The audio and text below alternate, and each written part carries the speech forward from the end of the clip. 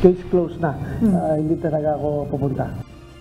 Desidido na si Senator Ronald Bato de la Rosa na huwag dumalo sa investigasyon ng Kamara sa tinaguriang madugong drug war ng Administrasyong Duterte. Paliwanag ng senador, pinag-iisipan pa niya ito nung una dahil mapipilitan siyang dumalo kung pupunta si dating Pangulong Rodrigo Duterte. Ngunit nagsabi na rin umano ang isang dating miyembro ng Duterte Cabinet na ayaw na rin pumunta ng former President. Si Senator Bato ang unang hepe ng Philippine National Police ng Duterte Administration at nagpasimula ng Oplan Tokhang. For me, I find it useless to attend dahil masasayang lang yung oras natin at pabalik-balik lang yung tanong, pabalik-balik ang sagot. If they have the goods, they have the evidence, then why not file in court right away? Ngunit kahit hindi siya dumalo, pabor pa rin umano sa senador ang pagbuhay ng investigasyon ng Kamara sa war on drugs. Tingin niya, patunay umano ito na hindi na kailangang dalhin sa International Criminal Court o ICC ang pag-iimbestiga sa Duterte drug war. Baka akala ninyo ako'y naiinis sa kanilang ginagawang investigasyon. Bagkos ako'y nagpapasalamat sa kanilang ginagawa dahil nga it only goes to show to the international community that the criminal justice system is perfectly functioning here in the Philippines at wala na silang pakialam dapat dahil talagang gumagana not only the criminal justice system but including the legislature. Hindi na ipagkait ang hustisya dito sa ating bansa. Aminado naman si Senator de la Rosa na nagkaroon ng paglabag sa karapatang pantao o human rights sa war on drugs. Ngunit para sa kanya, sa iilang kaso lang ito at hindi rin umano ito ipinag-utos. Hindi ko sinabi na walang nangyayaring human rights violation during the war on drugs. Aminado tayo dyan na mayroong mga kaso na talaga na-violate yung right ng tao. Kasi kung wala, dapat hindi nakakasuhan yung mga pulis na gumawa ng kalokohan.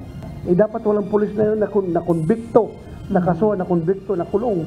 Kaya dapat imbestigahan individually bawat kaso. Hindi man ito yung isang one act lang na crime against humanity. Walang leader na mag-utos na gumawa kayo ng violation sa batas. Unless of course na merong sariling motive yung pulis na nasa isip niya. Mahalaga masyado yung preservation of human rights, yung pag-observe ng human rights, preservation of human life. Andyan yan sa training ng pulis. Pero hindi sang-ayon dyan si dating Senador Antonio Trillanes IV. Nako, hindi po totoo yan. Kasi yung mga police commanders na nagsasabi na hinuhuli lang nila, hindi nila pinapatay, kinakalampag sila ng higher headquarters. Gusto nila body count. Ayaw nila nung aresto. Okay. Talagang meron silang directive na nakuha. Kasunod ng tila pagkabuwag ng unit team at paglamig ng ugnayan ng mga Marcos at Duterte, pinangahawakan pa rin ni Senator de la Rosa ang pangako at posisyon ni Pangulong Ferdinand Marcos Jr. na hindi papapasukin ng ICC sa bansa. Bagaman kumbinsido si Senator de la Rosa na politika umano ang motibo sa pagbuhay ng investigasyon ng Kamara sa drug war, hindi umano siya nangangamba na makaapekto ito sa kanyang muling pagtakbo sa Senado sa 2025. During the last elections, ganun man din ginagawa sa atin. Imbestiga dito, imbestiga doon, inuupakan tayo about the war on drugs, but still, the people has spoken. Pinanalo ako ng taong bayan. How much more ngayon na maramdaman ng mga tao na rehas. So ipawabaya ko na sa taong bayan kung anong kanilang desisyon sa akin.